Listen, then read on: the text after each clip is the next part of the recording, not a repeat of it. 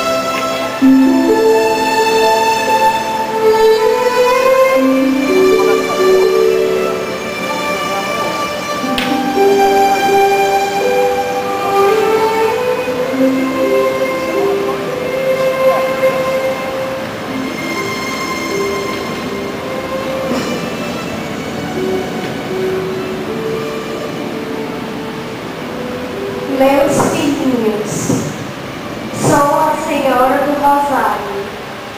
Quero pedir que, em minha honra, continuem sempre a rezar o texto todos os dias, para alcançarem a paz e o fim das guerras.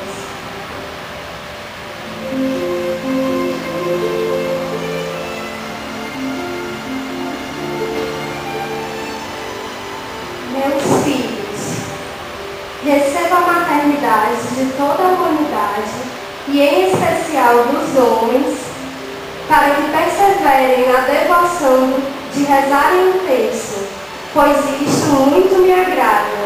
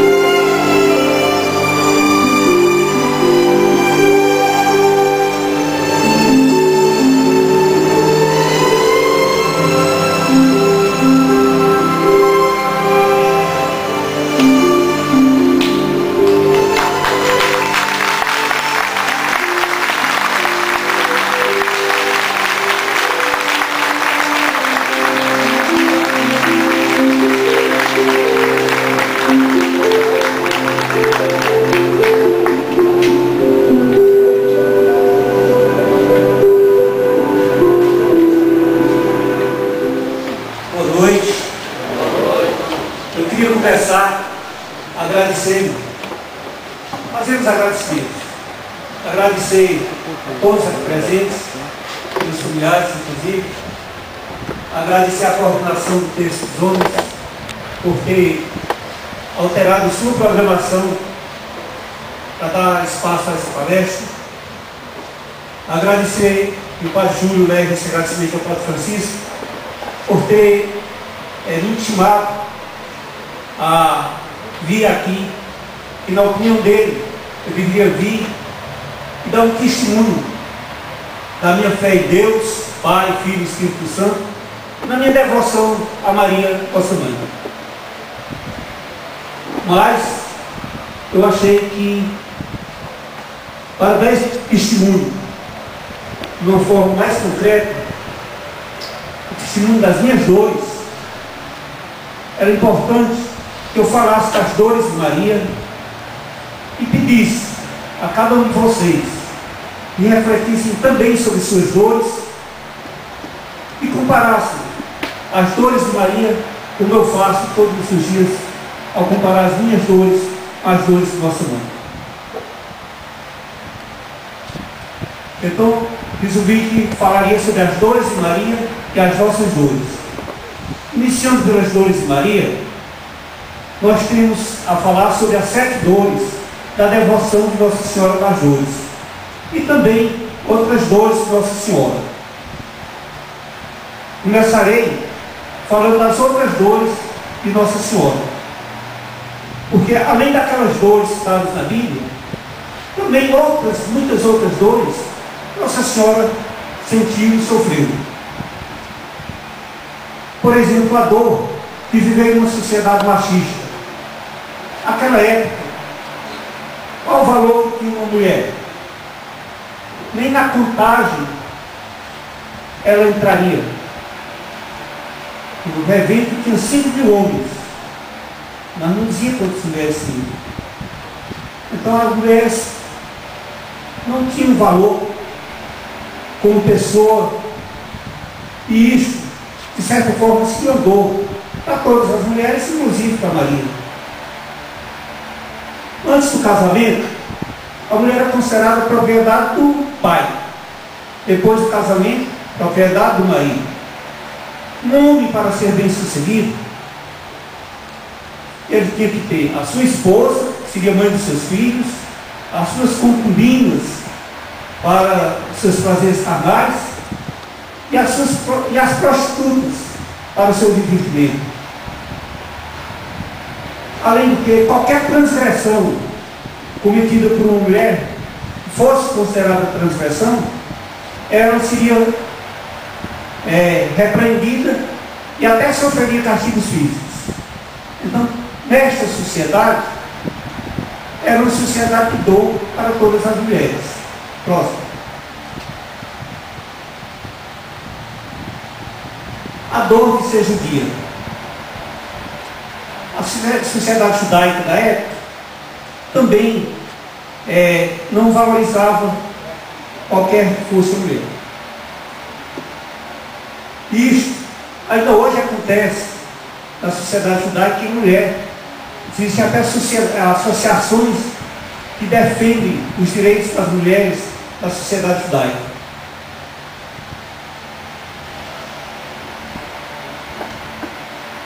Então toda mulher era considerada fonte de impureza. Ao menstruar, a primeira vez ela já se tornava impura.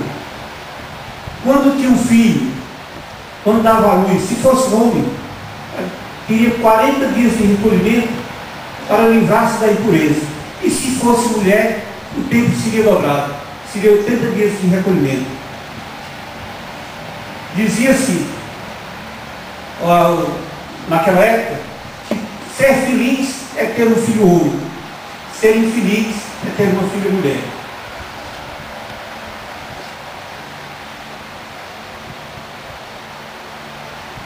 No judaísmo, havia a circuncisão, que era considerada a ligação da criança com Abraão, que era considerado então participante da comunidade que teria direito ao reino de Deus, reino de Javé. Então, se as mulheres não eram circuncidadas, elas logicamente estariam fora daqueles que teriam a salvação. Então, essa sociedade da época era uma sociedade que causava dores a todas as mulheres. a dor de ser pobre.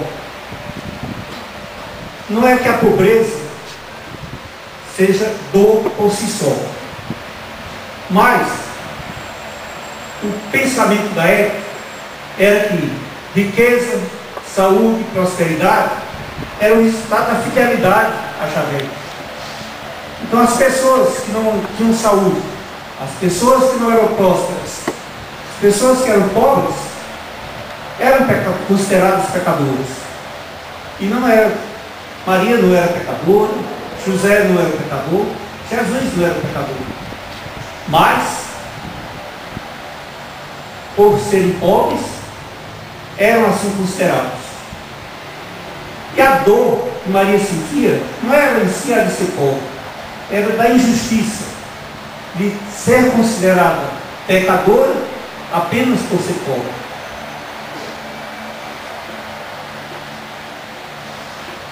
A gente lembra desse tanto aquela história de Jó.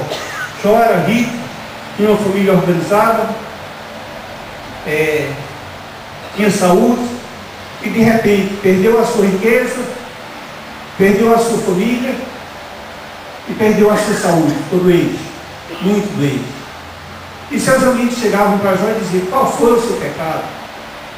Onde você está pecando para estar acontecendo isso com você?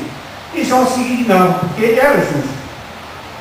Então ele contrapunha essa opinião generalizada de que a pobreza, a saúde, a doença, a pobreza, a doença e a perda do poder estavam relacionados ao pecado.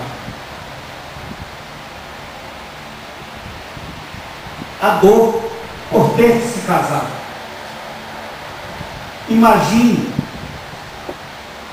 uma criança ainda, 12, 13 anos, ser prometida em casamento a quem ela não conhece, a quem ela não sabe como vai ser tratada, tendo apenas a certeza de que vai ser propriedade de uma pessoa nova. Era propriedade do pai e agora passaria para ser propriedade de outra pessoa. Enquanto pai, ela foi criada naquele ambiente, ela era adaptada àquela situação. Mas a dor de ter que se casar com uma pessoa que ela sequer conhecia, às vezes, vamos ter assim, a consciência de que é um motivo de dor. E com Maria não foi tão diferente. Ela foi prometida em casamento a José, ficou noivo de José, mas tinha 13, 14 anos de idade.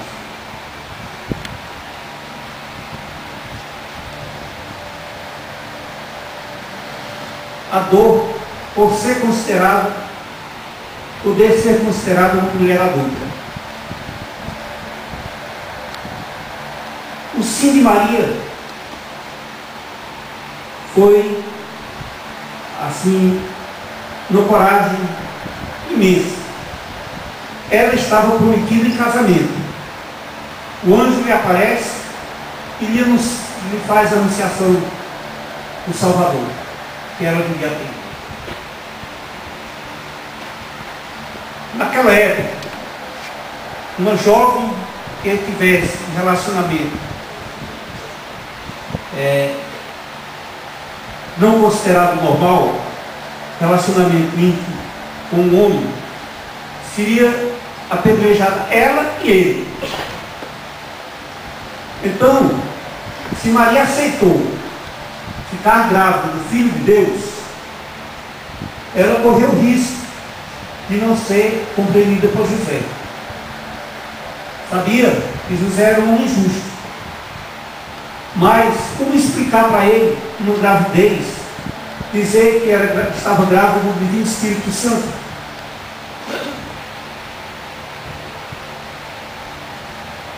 Como explicar? Ele entenderia isso? Então esta foi uma dor que Maria carregou por muitos dias. Ela foi visitar sua prima Isabel, andou 180 quilômetros, por 180 quilômetros, sem José saber que ela já estava grávida. E ela sabia que a gravidez iria aparecer e daquela comunidade. Nazaré na época devia ter em torno de 30, 40 famílias só, mas que aquela comunidade ia ter aquela gravidez como escândalo. Mas José, avisado do sono que foi da gravidez de Maria, aceitou e foi o grande pai, não é façanha, um grande pai, façanha inclusive.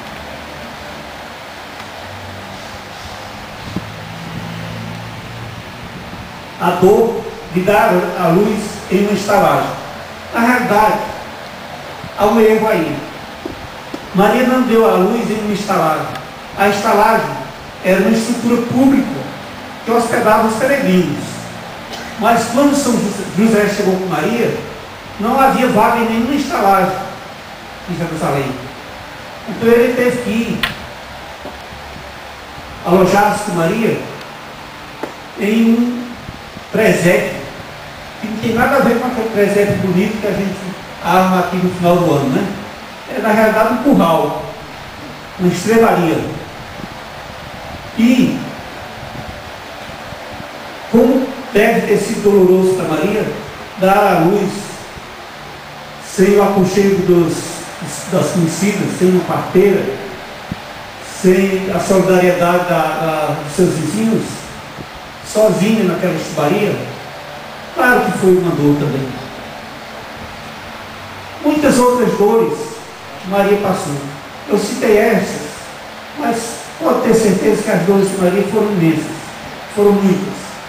Mas nada comparado às dores que nós relacionamos com dores que geraram a devoção à Nossa Senhora das Dores. Foram 7 dores. Todas elas com fundamento bíblico e que nós vamos expor agora. A primeira dor foi apresentar Jesus no templo, desnecessariamente, porque Maria não era impura, então não precisava ela ter passado 40 dias recolhida para purificar-se. Maria teve um parto virginal,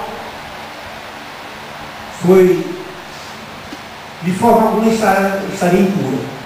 E Jesus, porque se apresentado para ser entregue a Deus, como era feito com todos os primogênitos da época. Se ele era o próprio Deus, também não havia necessidade de se apresentar no tempo naquela época, no tempo daquela forma. Então, na apresentação de Jesus, Simeão, um ancião velho, que zelava pelo templo, que recebia as apresentações, sentiu-se muito feliz, porque ele havia recebido do Espírito Santo a promessa de que não morreria sem ver o Salvador. E ele, ao ver Jesus, Maria e José, sentiu que ali estava o Salvador. Mas ele não dirigiu aos pais de Jesus aquelas palavras rotineiras que ele fazia, de elogio, de acolhimento a toda criança que chegava. Ele foi além. Simeão os abençoou e disse a Maria, sua mãe: eis que este menino está destinado a ser ocasião de queda e elevação de muitos em Israel e sinal de contradição. Quanto a ti, uma espada te transpassará a alma. Lucas, capítulo 2, versículos de 34 a 35. Maria tinha consciência de que era mãe do Salvador. Mas Estas palavras de Simeão doeram no fundo da alma de Maria, porque foram 33 anos para se confirmar totalmente as palavras ditas por Simeão. Então Maria carregou esse peso, essa dor, por 33 anos.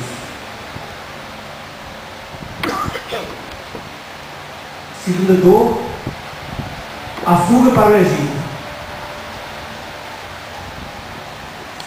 Todos nós sabemos, quando Jesus nasceu, os reis magos passaram, seguindo a estrela,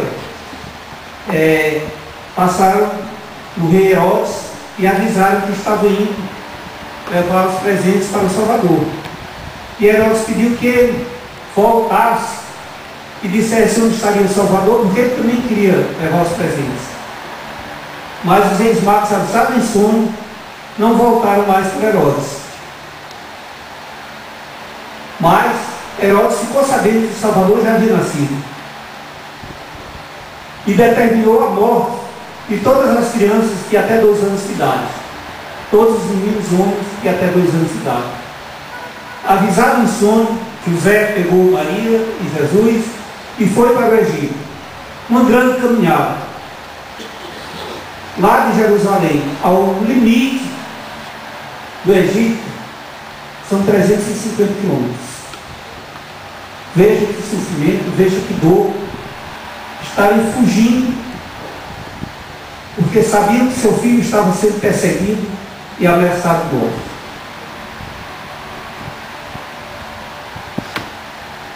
Essa dor é uma dor de sofrimento físico, mas também de sofrimento espírito. Até agora eu falei das dores de Maria, e vocês podem observar que nenhuma dor de Maria foi dor do corpo. São dores da alma. São dores que geram sofrimento, podem gerar sofrimento. Porque a dor do corpo, podem ter certeza, não é nada comparado às dores do espírito, às dores da alma. A terceira dor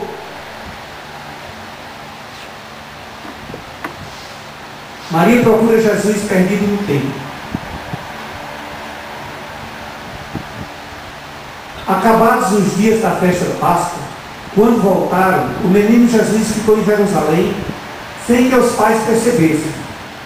Pensando que estivesse na caravana, andaram o caminho de um dia e procuraram entre os parentes e conhecidos.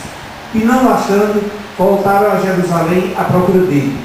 Lucas, capítulo 2, versículo 43b a 45. Foram 3 dias de angústia, 3 dias de grande dor por ter perdido o filho. Imagino que aquelas caravanas eram muitas, e ele poderia ter ido em uma outra caravana e jamais ter sido encontrado por Maria e por José. Mas ele estava lá no templo, junto aos doutores da lei, discutindo, uma criança de 12 anos, mas discutindo no mesmo nível que os doutores da lei estavam falando das leis de Deus, das leis que seriam observadas. Quando Maria quis recriminar Jesus, ele foi claro: não sabeis que eu tenho que cuidar das coisas do meu pai? Maria calou-se, porque ela tinha consciência que o verdadeiro pai de Jesus era Deus. E aquela era a vocação dele, era a determinação dele. Imagine recriminar uma vocação. Se o padre Júlio César, a irmã Nora, que presente, a irmã Neiva, tivessem sido podados pelos seus pais e seguir a sua vocação, teria sido talvez um grande pecado dos seus pais, porque o reino de Deus estaria perdendo aqui na terra filhos amados que estão aqui para cuidar das coisas do Pai e nos guiar e nos orientar neste sentido. A quarta dor, Maria encontra Jesus no caminho do Calvário. Ao conduzir Jesus, lançaram mão de um certo Simeão de Sirene, que vinha do campo, e o encarregaram de levar a cruz atrás de Jesus. Seguia o grande multidão do povo e de mulheres que batiam no peito e lamentavam. Lucas capítulo 23, de 26 a 27. Imagine a dor de uma mãe ver seu filho ser conduzido, maltratado, espancado, rumo à morte, à certeza da morte. Esta é uma dor que nós não podemos imaginar o seu tamanho. Mas Maria, conhecedora que era da história da salvação, sabia que este era o caminho de Jesus. E Jesus queria e sofrer, morrer de cruz e ressuscitar e se tornar o nosso Salvador. Então, o que restou a Maria diante dessa situação? Olhar para Jesus, chorar, claro. Não há mãe que não chore numa situação dessa, e Maria era mãe, mas aceitou. Aceitou com uma grande dor, mas aceitou porque era a história que estava se tornando real. A quinta dor, Maria junto à cruz do seu filho.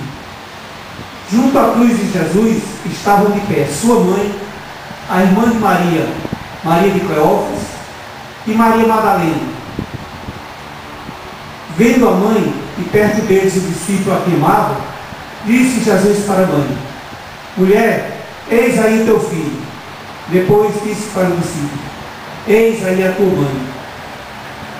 João capítulo 19, versículo 15 a 27a.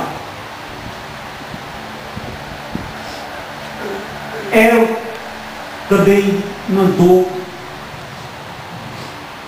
sem explicação, uma dor que a gente não pode descrever, a dor de ver o filho ser crucificado. Tem aquela música, que eu não sei se é para dizer, a gente diz que Maria deixou o traço de mãe em cada mulher. Mas a mulher que perde um filho, a dor que ela sente, pode ter certeza que ela é a própria Maria que está naquele sofrimento. Mas houve um consolo. Jesus entregou Maria a João, o discípulo amado. Maria, eis aí o teu filho. Entregou João a Maria, no sentido de que ali, quem era João? João era toda a comunidade. Não somos nós. Então Jesus nos entregou a Maria, e Jesus entregou Maria para toda a humanidade.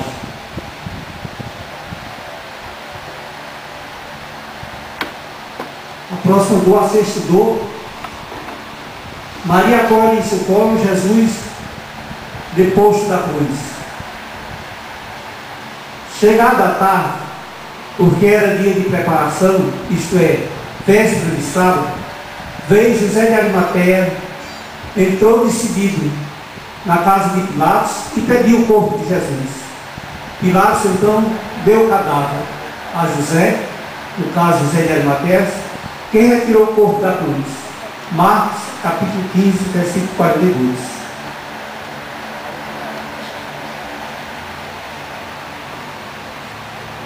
Quanta dor para uma mãe receber seu filho morto.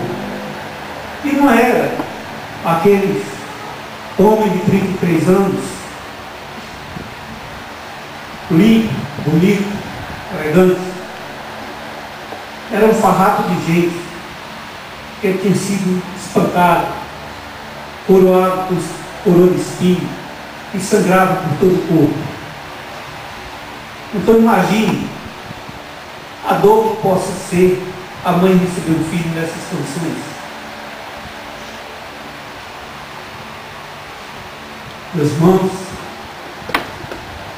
é importante que a gente saiba quanto sofreu Maria por ver toda essa caminhada de Jesus rumo à morte. Então a sétima dor, Maria deposita Jesus no sepulcro, o corpo de Jesus na esperança da ressurreição. Os discípulos tiraram o corpo de Jesus e o envolveram em faixas de linho com aromas, conforme é costume de sepultar dos judeus. Havia perto do local onde foram crucificados um jardim, e no jardim um sepulcro novo, onde ninguém havia ainda sido depositado. Foi ali que puseram Jesus. João, capítulo 19, versículos 40 a 42a. Parecia o fim do sofrimento de Maria. Ver Jesus enterrado. Mas a dor de enterrar o filho de Jesus é uma dor que permaneceu por toda a sua vida. Jamais ela pode ter deixado de sentir a dor de ver seu filho ser enterrado. Embora tenha a esperança da ressuscitação de Jesus. E é certo que a ressuscitação veio. Jesus ressuscitou. Mas essa ressuscitação alivia, conforta, mas de forma alguma apaga as dores. Eu quis aqui, de modo resumido, da forma como eu li, levar a vocês esses dores de Maria, talvez as dores que muitas mães passam hoje. Claro que uma mãe passa, possível uma mãe passar por todas essas dores que Maria passou, mas muitas dessas situações acontecem hoje e muitas mães sofrem essas dores, com certeza. Eu queria dar uma paradinha, pedir que em silêncio nós ouvíssemos uma música que toca aqui na nossa paróquia, que é a música do Felipe, que é a oração da confiança, e traduz muito o sentimento meu e de muita gente da nossa comunidade, aqui da paróquia de Nossa Senhora da Glória. Então, meditemos sobre essa música que vamos ouvir agora. Em ti eu aprendi a confiar,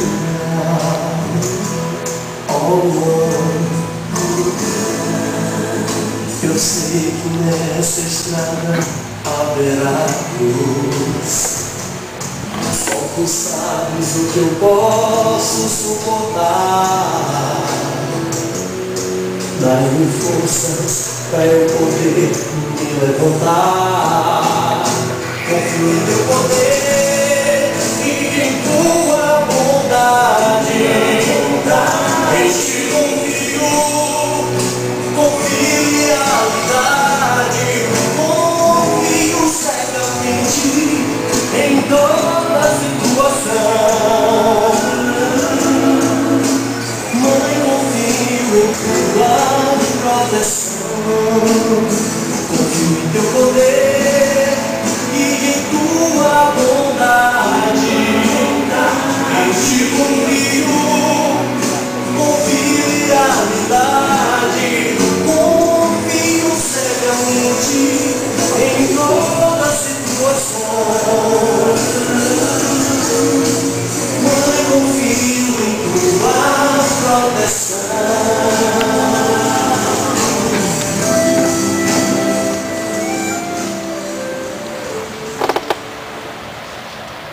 Agora eu queria falar dar o testemunho que o Padre Francisco pediu que eu viesse aqui desse. Hoje, eu digo para muita gente, eu vivo das graças de Deus e da bênção de Maria. Vivo da fé. Vivo da solidariedade. Vivo das orações dos meus irmãos, da minha família, das orações dos meus companheiros aqui da Paróquia Nossa Senhora da Glória, do Texto dos Homens, do movimento da Mãe Rainha, a Pastoral do Livro, todos os movimentos que eu participo aqui. E minha história é o seguinte: em 2005, eu tirei férias, saí com a família.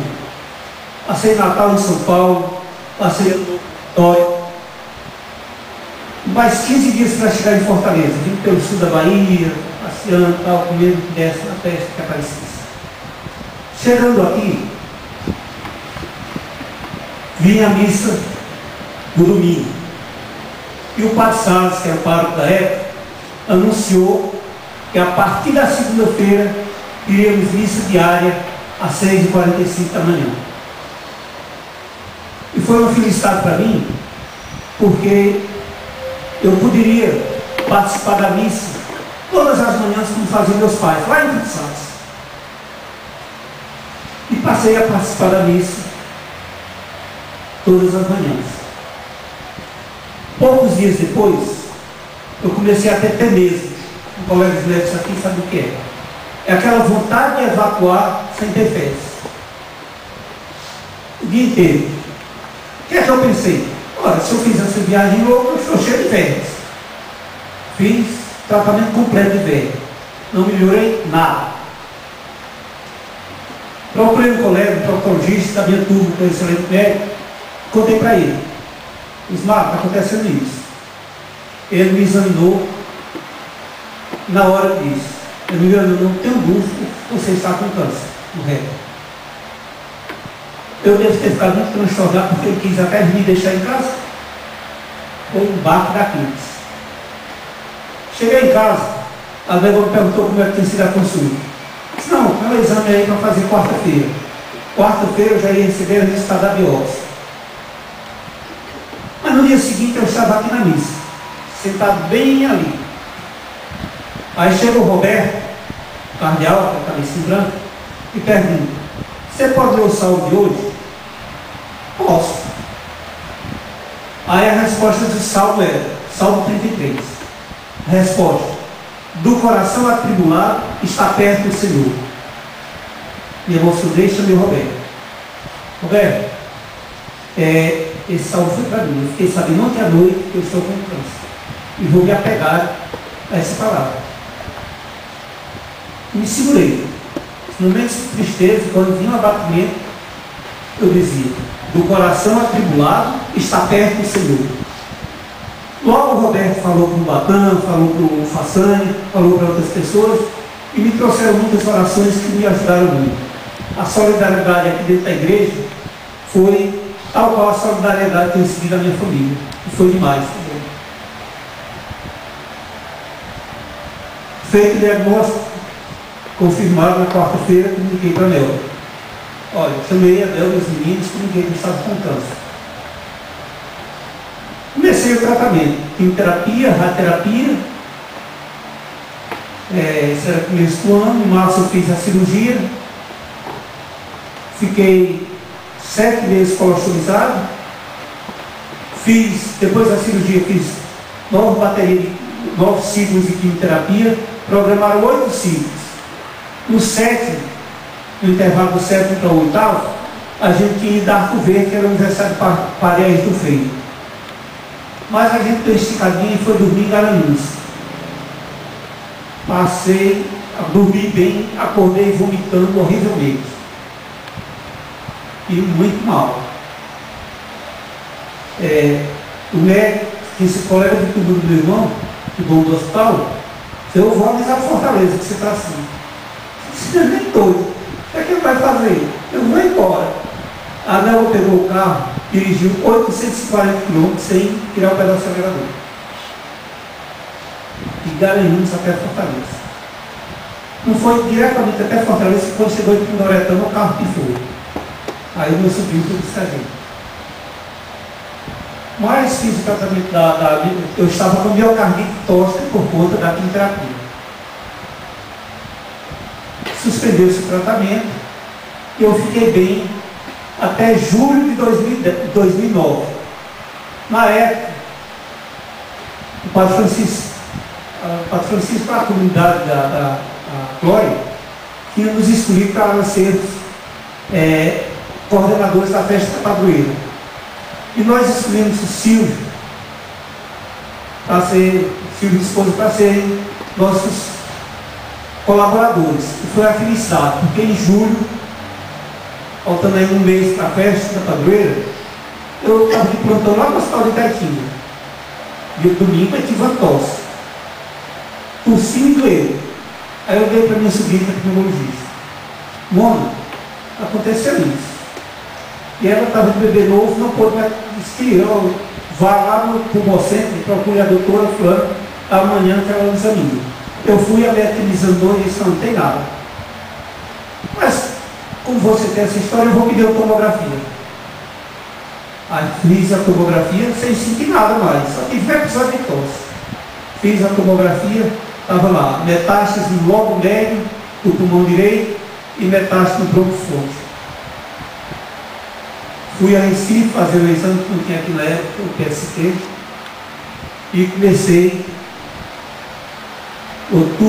setembro a outubro de 2009, comecei imunoterapia. Na igreja eu não podia mais ir, porque eu tinha diarreia direto, 50 vezes na noite, ou mais, talvez. Tinha sossego, diarreia horrível. Era 8, a quimioterapia de 15 dias, a imunoterapia de 8 em 8. Então, os primeiros 8 dias era um sofrimento intenso. Passou. O ano de 2009, o ano de 2010.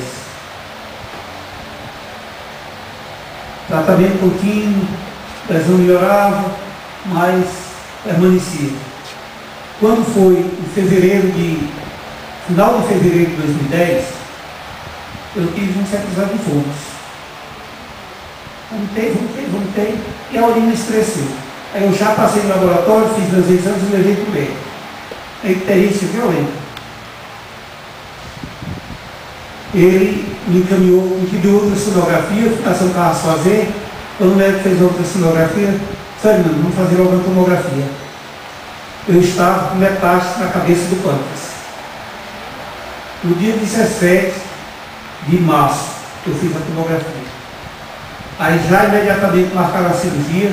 No dia 25 de março, quando me operaram, a metástase estava na cabeça e no corpo do pâncreas, só faltava a cauda.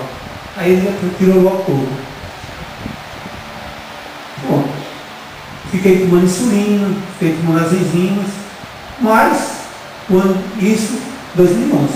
O resto, fui bem até julho. Em julho, eu tive uma retenção urinária e fui para São Carlos, muita dor. Olha que eu já tive infarto, mas a dor do infarto não foi 20% da dor da retenção urinária. Como disseram lá, eu estava uivando de dor. Achando que foi soldado, o urologista que me acompanhava veio, fez uma ressecção transuretral da próstata, que é aquela raspagem da próstata pelo leque. Fez a biópsia, metástase na próstata. Aí fui para o cirurgião oncológico. Ele, não, tem condição de tirar a próstata, mas vamos fazer o teste, que é o exame que vê o corpo todo.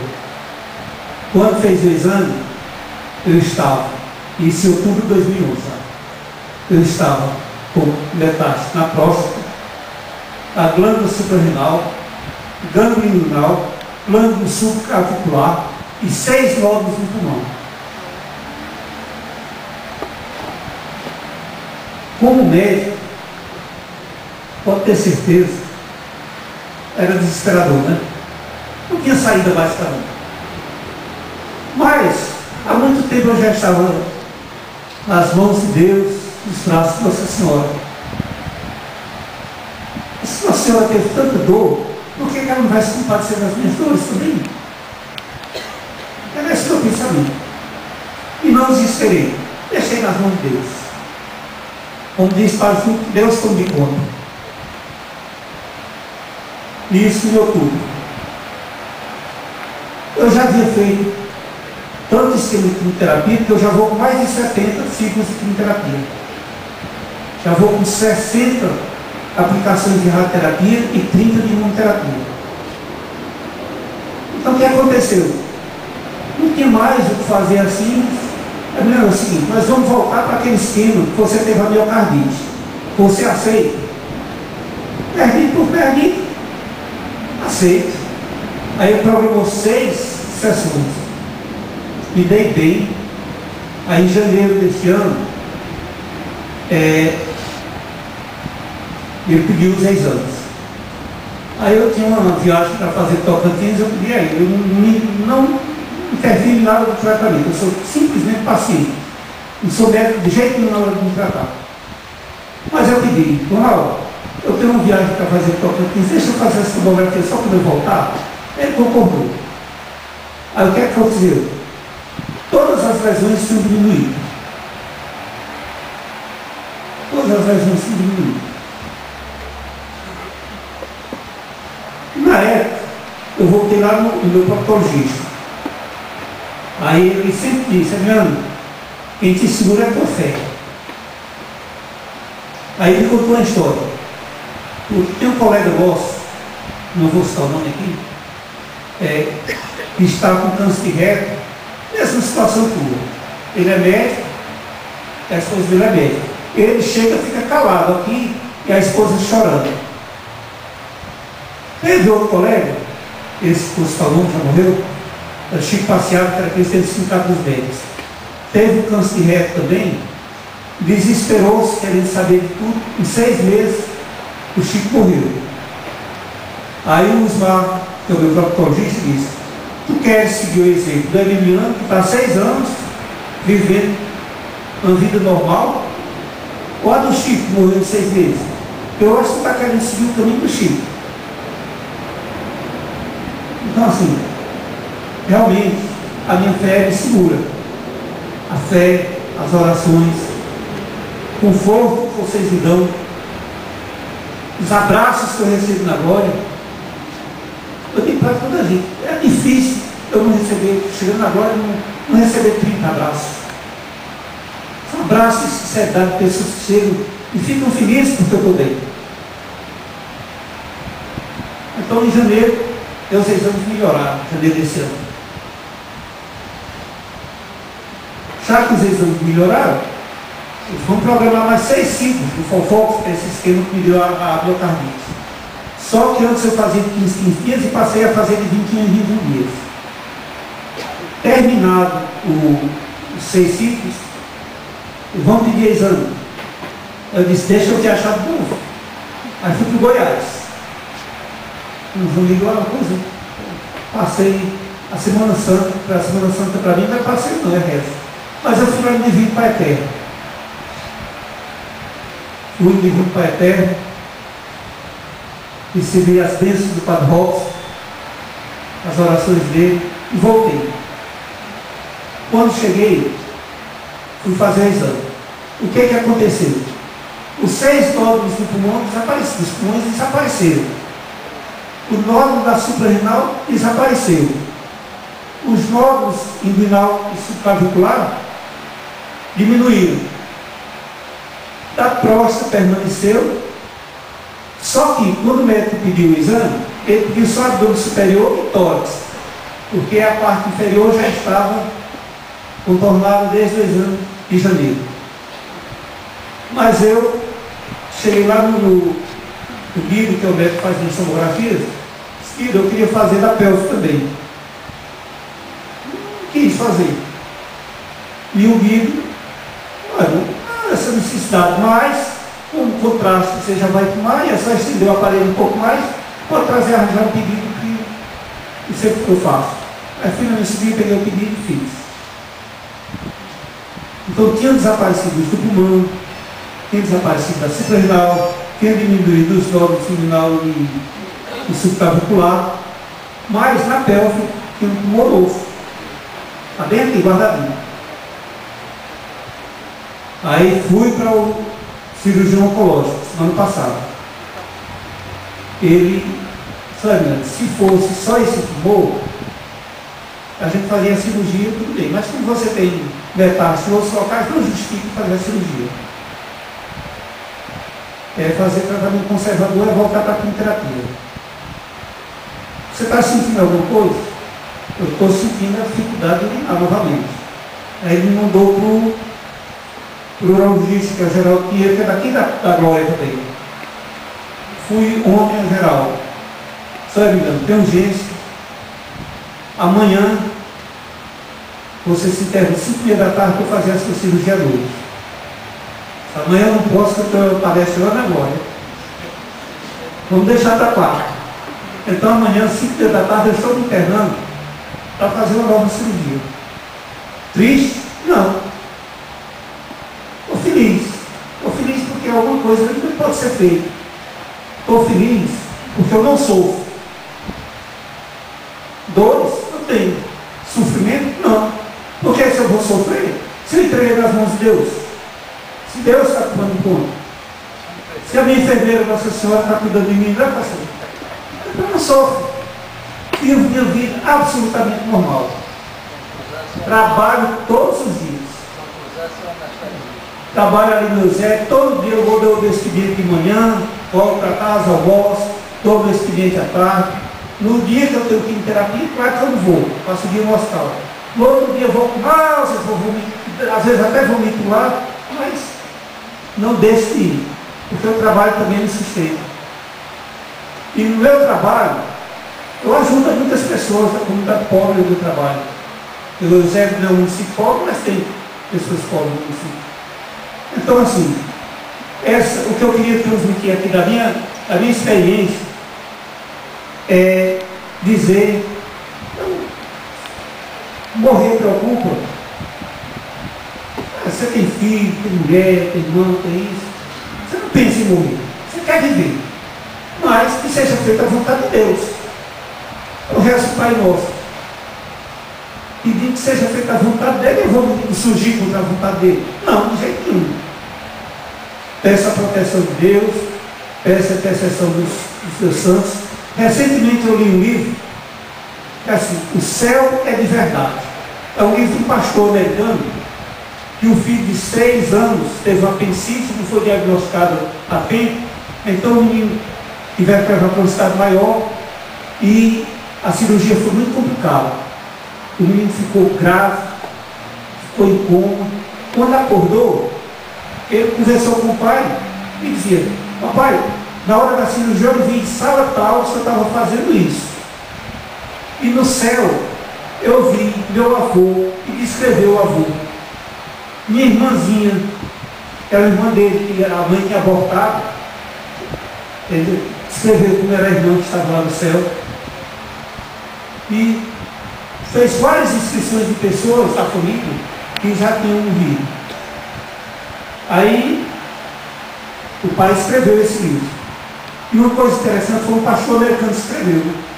Uma coisa interessante assim que me conforta é que o céu, pelo que ele escreveu, não é muito diferente do que eu penso. E na descrição dele estava Deus, o seu trono, do lado esquerdo do anjo Gabriel, do lado direito Jesus. E Nossa Senhora estava horas ao lado de Jesus e horas na frente de Jesus. Então, para mim, foi assim conforto dizer que Nossa Senhora continua intercedendo por nós. Do jeito que ela intercedeu na boda de Caná, quando ainda não havia chegado a hora de Jesus, ela continua intercedendo, porque qual a razão dela estar ora do lado direito e ora na frente de Jesus? Senão, ouvindo nossas orações, ouvindo nossos pedidos, levando a Jesus esses pedidos. A verdade é que, com tudo isso que tem acontecido, estou aqui firme, forte, vivendo na maior normalidade possível. Agradecendo a Deus pelo milagre que todo dia acontece na minha vida. Eu tenho consciência disso, isso é. Então, cada dia que eu vivo é um milagre que acontece comigo. Pela gravidade da minha doença, era mais que eu estava falando, mas Deus tem me permitido que eu fique. Tem permitido que ao ver uma pessoa desesperada porque está com câncer, eu vá lá e conto minha história. E anime essa pessoa a lutar pela vida. Então, meus amigos, essa é a história que o Padre pediu que eu contasse aqui, que muita gente já sabia dessa história. Talvez não tão detalhada, mas muita gente aqui sabia da minha história, sabe da minha história. Muita gente aqui me acompanha, vê os momentos como no meu aniversário que eu não podia sequer ficar em pé, agora em 2011. E vê hoje eu aqui, bem alegre, satisfeito, vivendo, rezando, abraçando, comungando com vocês. Não é isso? Então, assim, para concluir, eu queria agradecer novamente a todos e pedir ao Padre Júlio César que veio até aqui, que nos abençoe. Padre Francisco, meu amigo. Amém, Padre Júlio?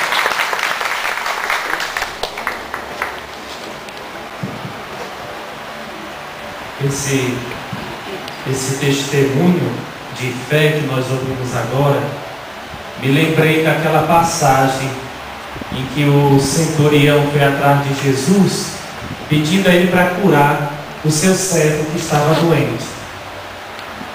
E Jesus, ele dizendo para Jesus: Senhor, meu servo está doente, e aí gostaria que o Senhor pudesse curá-lo. E Jesus diz: me diga onde é sua casa que eu vou lá. Não, Senhor, não precisa, porque eu não sou digno que o Senhor entre em minha casa. Mas se o Senhor dizer aqui uma só palavra, eu sei que ele vai ficar curado. Qual foi a resposta de Jesus?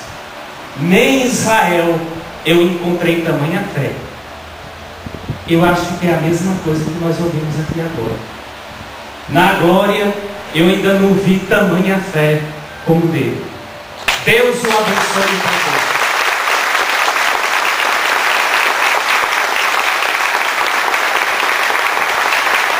A nossa proteção está no nome do Senhor. O Senhor esteja convosco. Pela intercessão da bem-aventurada sempre Virgem Maria, Mãe de nosso Deus e nossa Mãe, abençoe-vos o Deus que é todo-poderoso no amor, o Pai e Filho e Espírito Santo. Bendigamos ao Senhor, demos graças a Deus.